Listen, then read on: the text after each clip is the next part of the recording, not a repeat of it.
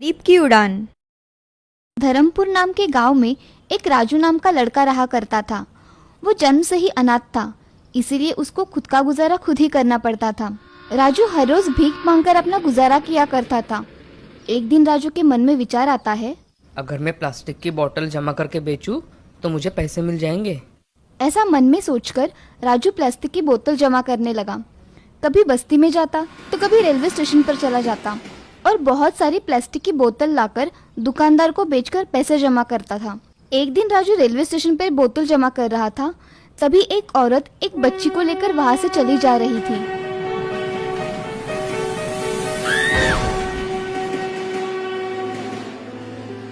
राजू उसके पास भागते हुए गया और उसे उठाने लगा, मगर वो कब की इस दुनिया से जा चुकी थी। दूर एक जगह एक छोटी बच्ची रो रही थी। वो उस औरत की बेटी थी। उसे देखकर राजू को खुद का जीवन याद आ गया, क्योंकि वो भी एक अनाथ था। फिर राजू मन में कुछ सोचकर उस बच्ची को उठा लेता है और उसे अपने घर लेकर चला जाता है। उसके घर जाते ही राजू उसे शांत कराता है और उसे कुछ खाने के लिए दे देता है। तभी राजू उससे पूछता है, तुम्हारा नाम क्या है?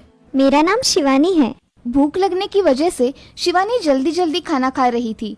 तभी शिवानी राजू को आवाज देती है, भैया मेरा हो गया। ये शब्द सुन राजू का दिल भर आया। आज उसके जिंदगी में कोई था जिसने उसे भाई कहा था।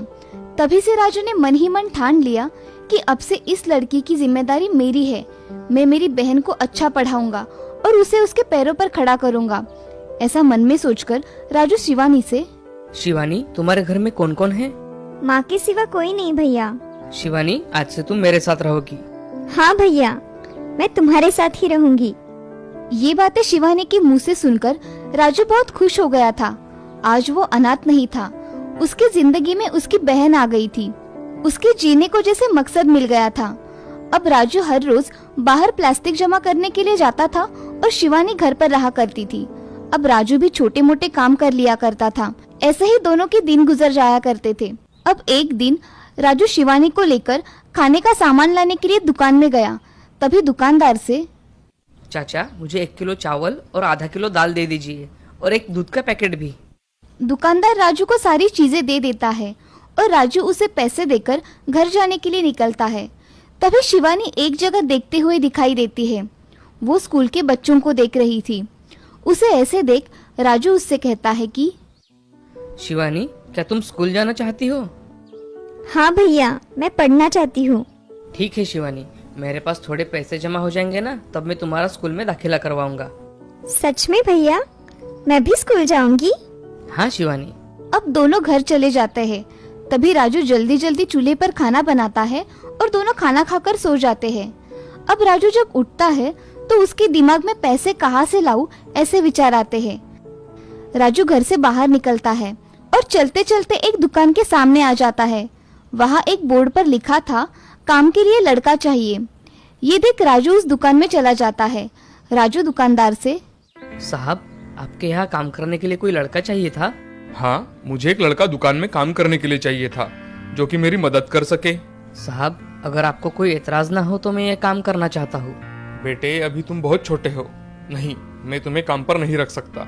बच्चों को काम पर रखना कानूनी जुर्म है। साहब, मुझे पैसों की बहुत जरूरत है, मुझे ये काम करने दीजिए ना। बेटा, मैं तुम्हें काम पर नहीं रख सकता और तुम्हें काम का भी अनुभव नहीं है। साहब, आप काम बता देना, मैं मन लगाकर सब काम कर लूंगा। कृपा करके मुझे ये नौकरी दे दीजिए। दुकानदार राजू की विनती देख उसे अपने दुकान में काम करने के लिए हाँ कह देता है। वो एक किराने का दुकान था और उस दुकान के मालिक का नाम था रवि सेठ। राजू अब घर चला जाता है और शिवानी से, शिवानी, मुझे एक दुकान में काम मिल गया है। अब मैं तुम्हारा दाखिला स्कूल में कर सकता हूँ। सच में भैया? मैं बहुत खुश हूँ। रवि सेठ बड़ा ही दयालु था। उसे राजू की दया आने लगी। वो उसे दुकान के तौर तरीके सिखाने लगा और देखते ही देखते काम करते करते उसे एक महीना पूरा हो गया था और राजू को पूरे महीने की तनख्वाह 2000 रुपए मिली थी। ये देख राजू की आंखों में आंसू आ जाते हैं। वो अपने आंसू पोंछकर घर चला जाता है। घर जाते ही राजू ये खुशखबरी शिवानी को सुनाने के लिए आवाज देता है, शिवानी, शिवानी, कहाँ हो तुम? मुझे तुम्हें कुछ बताना है। हाँ भैया, मैं यहाँ हूँ। कहो, क्या कहना चाहते हो? शिवानी, मेरी पहली तनख्वाह हुई है। चलो, अब हम स्कूल देखने चले जाते हैं। पहले स्कूल का एडमिशन कर लेंगे। सच में भैया? चलो। राजू और शिवानी बहुत सारे स्कूल देखते हैं, मगर फीस ज्यादा होने के कारण कोई उनका एडमिशन नहीं लेता और कई स्कूल में उनके पालक नहीं है, इसलिए उन्हें एडमिशन नहीं मिलता। ये सब देख राजू बहुत दुखी हो जाता है। उसे अब एक ही रास्ता दिखाई देता है। वो कुछ सोचकर रवि सेठ के यहाँ चला जाता है। वहाँ जाकर रवि सेठ से, सेठ जी, मुझे आपसे कुछ काम था, क्या आप मेरी मदद कर देंगे? हाँ हाँ, बोलो ना राजू, क्या हुआ है? सेठ जी, मेरी बहन की स्कूल में एडमिशन करनी थी, इसलिए मैं यहाँ आया। मैं बहुत सारे स्कूल में गया, मगर मेरी बहन को किसी ने एडमिशन नहीं दी। आपकी मदद हो जाती तो बड़ी कृपा होती। चल, मैं अभी तेरी बहन का एडमिशन करवा देता हूँ, आओ मेरे साथ। राजू और शिवानी रवि सेठ के साथ चले जाते हैं। रवि सेठ एक स्कूल में जाकर प्रिंसिपल से मिलते हैं। रवि सेठ प्रिंसिपल से, प्रिंसिपल सर, मैं यहाँ का दुकानदार हूँ। ये बच्चा मेरे यहाँ काम करता है। इसकी बहन पढ़ना चाहती है, तो इसे स्कूल में एडमिशन करना है। इन बच्चों के कुछ डॉक्यूमेंट है या इनके माता पिता यहाँ है?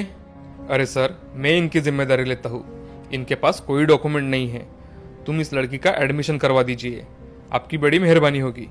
ठीक है सेठ जी, आप कह रहे हो और आप इनकी जिम्मेदारी ले रहे हो, तो मैं इन्हें स्कूल में एडमिशन दिलवा देता हूँ। फीस 2000 रुपये लगेगी। जी चलेगा सर। ये कब से स्कूल में आ सकती है? कल से ही भेज दीजिए। स्कूल 1 महीने पहले ही शुरू हो गया है, इसलिए कल से ही स्कूल में आने के लिए बताइए। धन्यवाद सर, अब मैं चलता हूँ। जी।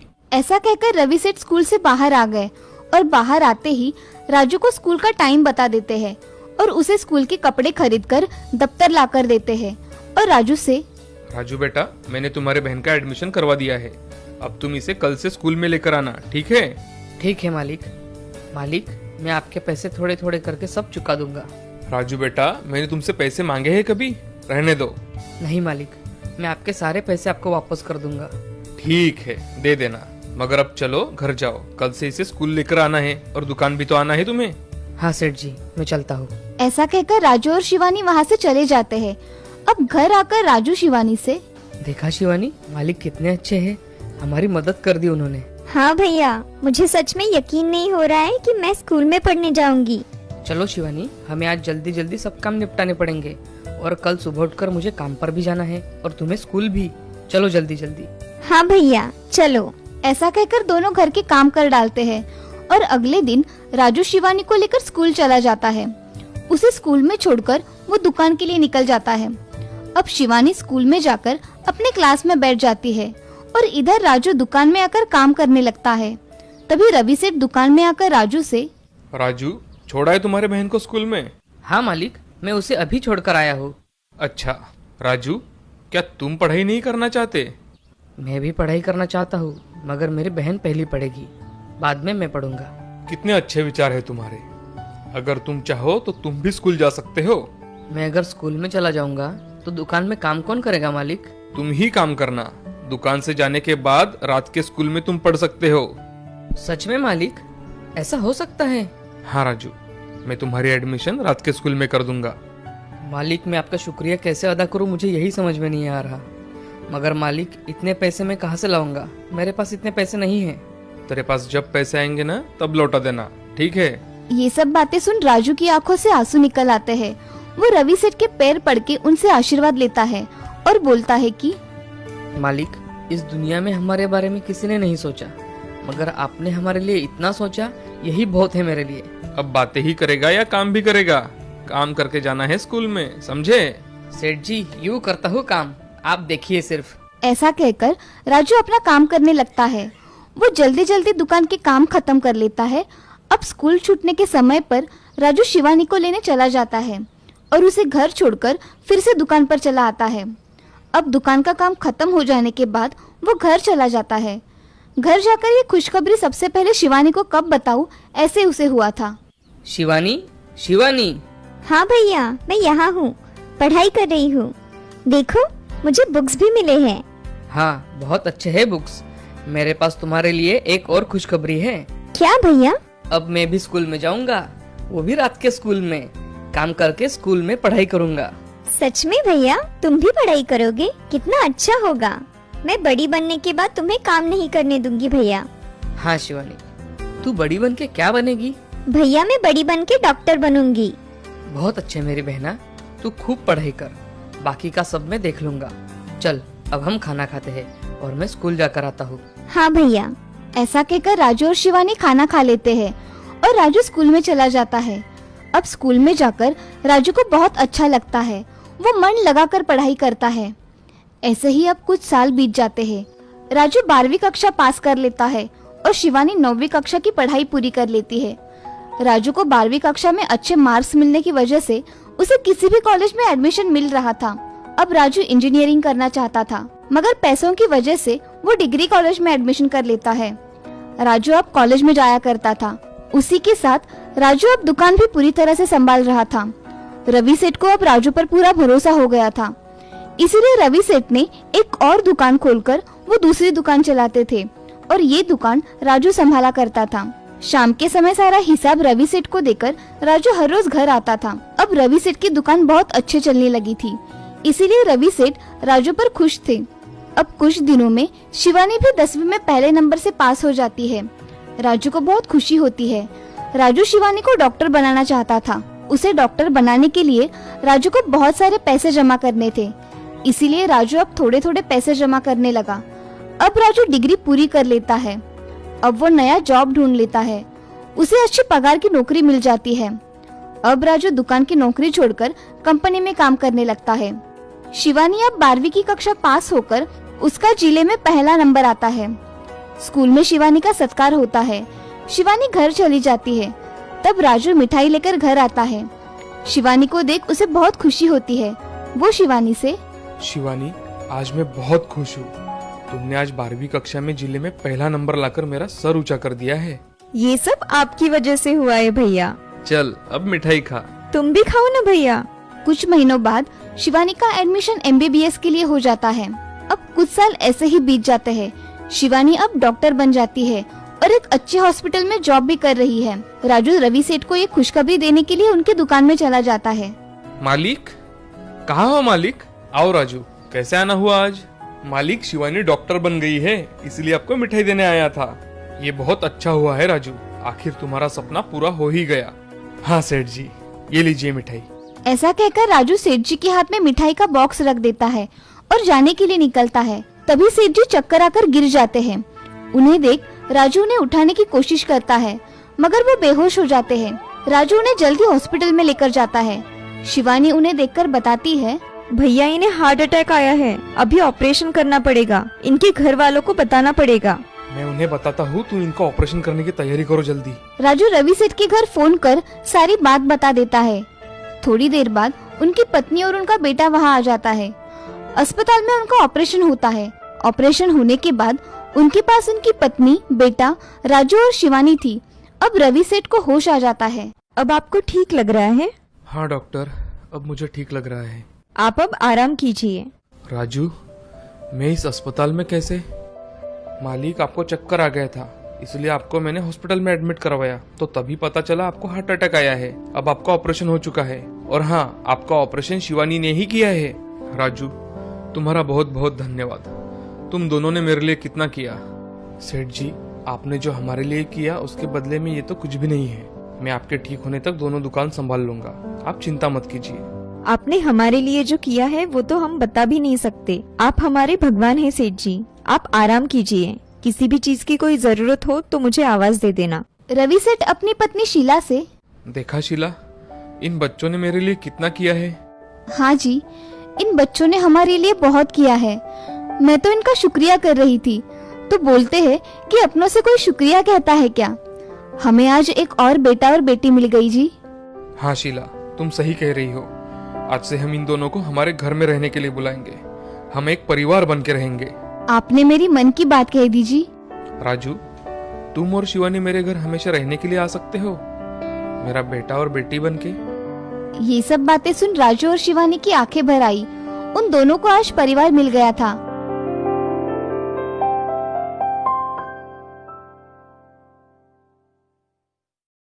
देखा दोस्तों, मन में अगर ठान ले तो हम नामुमकिन चीज हासिल कर सकते हैं। हमारे हौसले उतने बुलंद होने चाहिए। राजू ने अपनी बहन को डॉक्टर बनाया, उसकी सपनों की वजह से। गरीब होने से कुछ नहीं होता, हमारे इरादे बुलंद होने चाहिए। इरादे अगर बुलंद हो तो हमें हमारी उड़ान जरूर मिल जाती है और उस मंजिल तक पहुंचने का रास्ता भी मिल जाता है।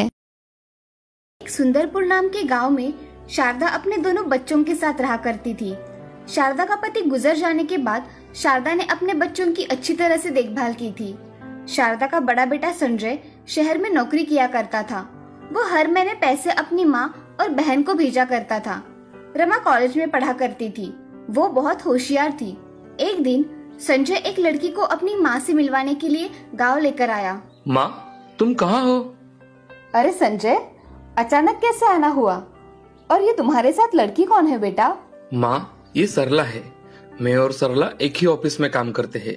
एक दूसरे को हम बहुत पसंद करते हैं माँ, इसलिए हम जल्द ही शादी करना चाहते हैं।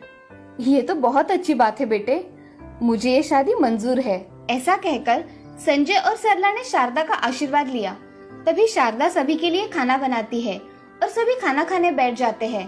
तभी सरला संजय से, संजय, ये क्या खाना है? हमारे घरों में कितना अच्छा खाना होता है। गांव में ऐसा ही खाना बनता है सरला। मुझे तो ऐसा खाना गले के नीचे ही नहीं उतर रहा। तुम खाओ, मैं तुम्हारा बाहर इंतजार कर रही हूँ। ऐसा कहकर सरला वहाँ से चली जाती है। संजय भी थोड़ा बहुत खाकर वहाँ से बाहर निकल जाता है। सरला और संजय उसी दिन शहर के लिए निकल जाते हैं। कुछ ही दिनों में सरला और संजय शादी कर लेते हैं। उनकी शादी में उसकी माँ और बहन भी शामिल होते हैं, मगर सरला को वो गरीब होने के कारण पसंद नहीं आते। थोड़े दिनों बाद शारदा अपनी बेटी रमा के साथ अपने गांव चली आती है। गांव जाते ही शारदा काम करने लग जाती है। तभी गांव का एक आदमी शारदा से, अरे शारदा बहन, अब तो तुम्हारे बेटे की शादी भी हो गई है। बेटा और बहू दोनों भी कमाते हैं, फिर तुम्हें काम करने की क्या जरूरत है? भाई साहब, जब तक मेरी बेटी की शादी नहीं हो जाती तब तक मैं अपनी जिम्मेदारियों से मुक्त नहीं हो सकूंगी। हाँ बहन, हमारी जिम्मेदारियां कभी भी खत्म नहीं होती। ऐसा कहकर हरिया वहां से चला जाता है। अब शारदा लोगों के यहाँ मजदूरी करके कुछ पैसे रमा की शादी के लिए जमा कर रही थी। ऐसे में ही एक दिन शारदा को बहुत तेज बुखार आता है। शारदा का बुखार इतना होता है कि उसे अस्पताल में भर्ती करवाना पड़ता है। अस्पताल में भर्ती करवाने की वजह से अस्पताल का बिल बहुत आया। ये देख रमा बहुत चिंता में पड़ जाती है। तभी रमा संजय को फोन करती है तो सरला फोन उठाती है। हेलो भैया, मैं रमा बोल रही हूँ। मैं सरला बोल रही हूँ। रमा, कहो, कैसे फोन किया था? भाभी, माँ को बहुत तेज बुखार है, उन्हें अस्पताल में भर्ती करवाया है। अगर आप भैया को बताएगी तो वो मेरी कुछ मदद कर देंगे। यहाँ तुम्हें क्या धर्मशाला दिखाई दे रही है क्या? जब चाहा तब फोन करके पैसे मांग रही हो। मेरा ऐसा कहने का मतलब नहीं था भाभी। मुझे सब पता है तुम्हारे कहने का क्या मतलब है। आइंदा से यहाँ फोन मत करना। ठीक है भाभी। ऐसा कहकर सरला फोन रख देती है और रमा को मन ही मन बहुत कोसती है। इधर रमा अपने माँ का इलाज उसके जमा किए हुए पैसों से करती है। अब कुछ दिनों बाद शारदा ठीक होकर घर वापस आ जाती है। तब उन दोनों के पास थोड़े पैसे थे। उसमें से रमा ने घर का थोड़ा सामान लाया और खाना बनाने लगी। तभी रमा खुद ही मन में, अब माँ ने और काम किया तो माँ और बीमार पड़ सकती है। अब मुझे ही कुछ ना कुछ काम करना पड़ेगा। ऐसा सोचकर रमा कुछ करने का सोचती है। तभी उसकी सहेली शमा वहाँ आ जाती है। शमा रमा से, रमा, इतना क्या सोच रही हो कि मैं घर में आई और तुम्हें पता भी नहीं चला? मुझे कुछ काम करना है शमा। माँ से अब काम नहीं होगा और मैं उन्हें कुछ करने भी नहीं दूंगी। रमा, तुम रोटियां कितनी अच्छी बनाती हो, क्यों ना तुम रोटियां बनाकर बेचो? हाँ शमा, तुम सच कह रही हो। मैं रोटियां बनाकर बेचूंगी तो मुझे अच्छे दाम मिलेंगे। रमा अगले दिन बाजार में गर्मा गर्म रोटी बनाकर बेचने लगती है। कुछ लोग रोटियों की खुशबू सूंघ वहाँ आते हैं। तभी रमा लोगों से, आओ आओ, गर्मा गर्म रोटी ले लो, गरम और ताजी रोटी ले लो। रमा ऐसे कह रही थी तभी रमा के पास उसकी दोस्त सोनाली आ जाती है। सोनाली रमा से, रमा, तुम ऐसे रोटियां बनाकर बेच क्यों रही हो? माँ की तबीयत ठीक नहीं है, इसीलिए आज से मैं ये काम करूंगी, रोटियां बनाकर बेचूंगी। ये अच्छा विचार है रमा, मुझे 2 रोटियां दे दो। हाँ, अभी देती हूँ। ऐसा कहकर रमा सोनाली को 2 रोटियां देती है। सोनाली रमा को 15 रुपए दे देती है। उसकी रोटी की खुशबू सूंघ बहुत से लोग उसके दुकान पर आते हैं और रोटी खरीदना शुरू करते हैं। रमा की रोटियां इतनी मुलायम होती है कि लोग उसकी रोटियां खरीद लेते हैं। ऐसे ही दिन बीत रहे थे। अब रमा बहुत मेहनत करके रोटियां बनाती और बाजार में बेचा करती थी। एक दिन बड़े होटल का मालिक रमा के पास आकर, क्या आप ही हो रोटी बनाने वाली रमा? हाँ, मैं ही हूँ रमा। कहिए, क्या काम था? जी, मेरा होटल है। मैं आपको रोटियों की ऑर्डर देने आया हूँ। क्या आप मेरा ऑर्डर पूरा करके देगी? कितनी रोटियां चाहिए आपको हर रोज के लिए? मुझे 100 रोटियां सुबह और 100 रोटियां शाम को चाहिए। क्या आप ये ऑर्डर दे पाएंगी? हाँ, मैं सुबह और शाम रोटियां आपको पहुंचा दूंगी। आप मुझे आपका होटल का पता दे दीजिए। ये लीजिए मेरा कार्ड। कल से आप रोटियां लेकर आना। ठीक है साहब, धन्यवाद। ऐसा कहकर होटल मालिक वहाँ से चला जाता है। रमा घर जाते ही ये खुशखबरी अपने माँ को सुनाती है। माँ, मुझे आज एक बहुत बड़ा ऑर्डर मिला है। एक होटल मालिक ने मुझे रोटियां बनाने की ऑर्डर दी है। आज मैं बहुत खुश हूँ। सच में रमा, ये तो बड़ी खुशखबरी है। मैं बहुत खुश हूँ। माँ, मैं जल्दी काम खत्म कर लेती हूँ। मुझे सुबह और शाम रोटियां भी बनानी है। हाँ रमा, चलो मैं भी तुम्हें मदद कर देती हूँ। ऐसा कहकर शारदा रमा के साथ सब काम जल्दी जल्दी खत्म कर डालती है। अगले दिन रमा जल्दी उठकर 100 रोटियां बनाती है और होटल में जाकर डिलीवरी देकर आती है। उसकी रोटियां खाकर ग्राहक बड़े खुश होते हैं। तब से रमा की रोटियां बहुत अच्छी तरह से बेची जाने लगी थी। अब रमा को एक होटल के साथ साथ बहुत सारे ऑर्डर आने लगे थे। रमा खुद का काम बहुत अच्छी तरह से करने लगी थी। उसका काम देखकर ग्राहक बहुत खुश थे।